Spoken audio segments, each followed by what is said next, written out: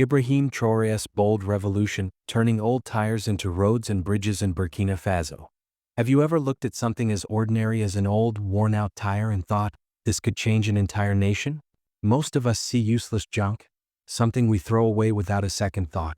But in Burkina Faso, President Ibrahim Traoré sees something completely different: opportunity, strength, and a path toward independence. This is not just another recycling project.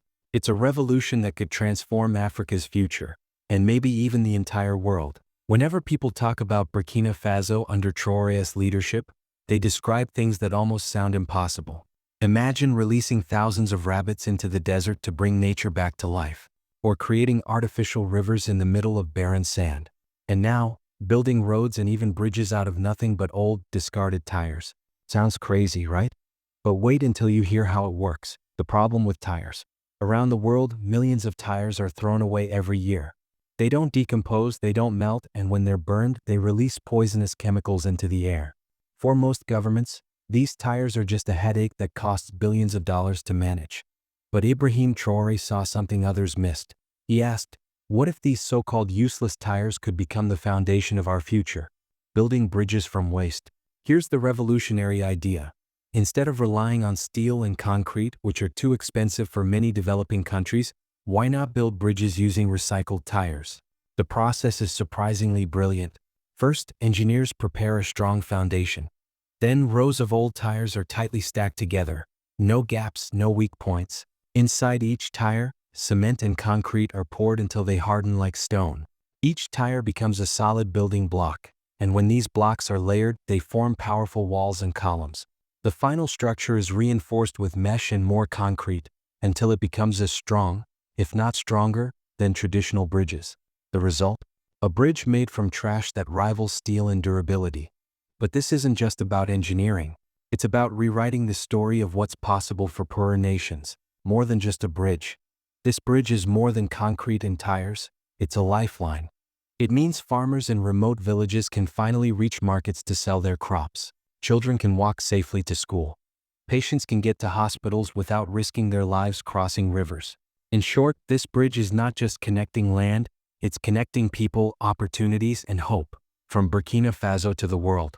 What started in Burkina Faso has now caught the attention of scientists and universities worldwide. Experts are calling it a model for eco-friendly development.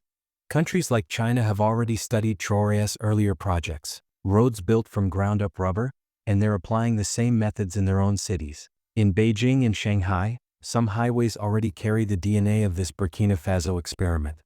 At first, critics laughed. They said rubber roads would collapse under heavy trucks, melt in the heat, or wash away in the rain. But when the first rubber highway in Burkina Faso survived storm after storm without a single crack, the critics went silent. Not only were the roads stronger, but vehicles also consumed less fuel, because the rubber absorbed shocks and reduced resistance. Imagine that: cheaper, smoother, and more durable roads, all from trash. A new kind of wealth. But the impact goes beyond technology. This project has created jobs for thousands of young people in Burkina Faso. The same kids who once picked tires from garbage dumps just to survive are now part of something bigger, helping build the nation's future.